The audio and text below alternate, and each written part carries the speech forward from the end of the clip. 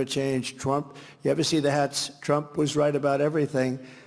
Some of the things I don't want to be right about, like I think our country's in more danger now for World War III than ever before. I don't want to be right about that. I've been absolutely clear with President Putin. He has no misunderstanding. If any assembled Russian units move across the Ukrainian border, that is an invasion. Let there be no doubt at all that if Putin makes this choice, Russia will pay a heavy price. The invasion is underway as Russian forces enter Ukraine from the sky, ground, and sea with tanks and helicopters as Ukrainians take cover in subway stations seeking refuge. As I said, there are going to be serious economic consequences if he moves. Sir, deterrence didn't work. What makes you think Vladimir Putin will alter course based on the action you've taken today? Let's get something straight. You remember, if you covered me from the very beginning, I did not say that, in fact, the sanctions would deter him. Sanctions never deter. This is what we were told about sanctions just last month. The president believes that sanctions are intended to deter, and in order for them to work to deter, they have to be set up in a way where if Putin moves, sanctions never deter. The purpose of the sanctions has always been and continues to be deterrence.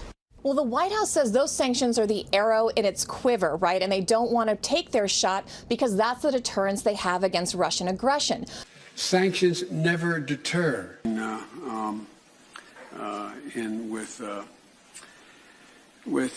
don't know. But we have a man who's grossly incompetent, and he's talking about nuclear weapons and negotiations. He doesn't even know what the hell he's talking. He can't even find the stairs to get off the stage.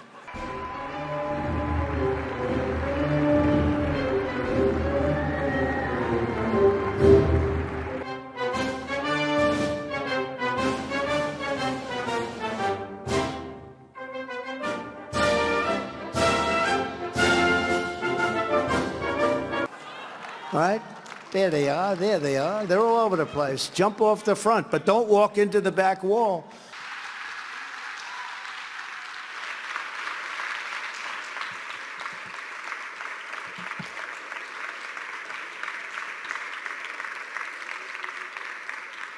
Mr. President, thank you.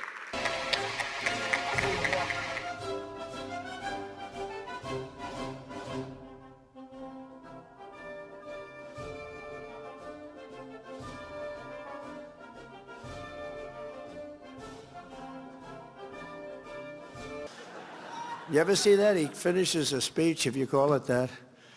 He did a news conference the other day, and he goes, okay, let's see.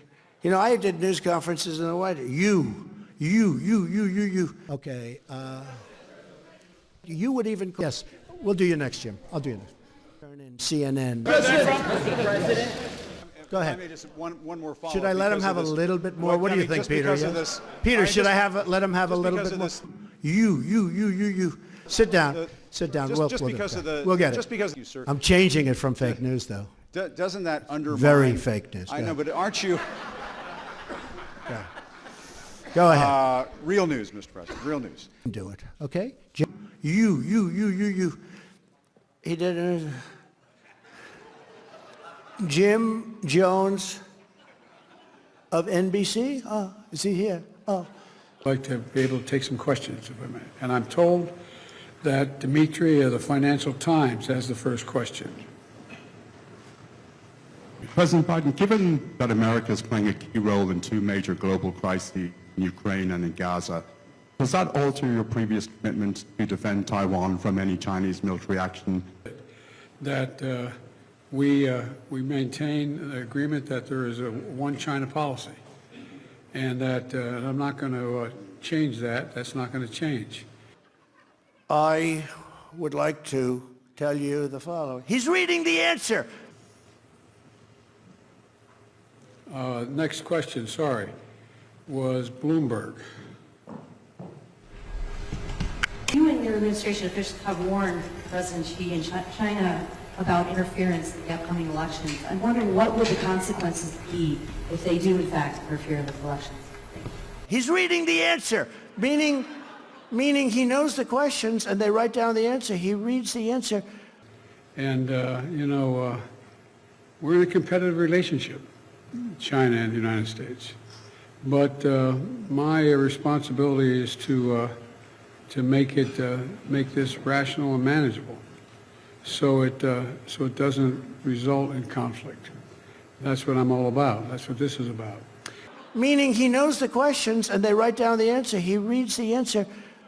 If I ever did that, they would impeach me a third time.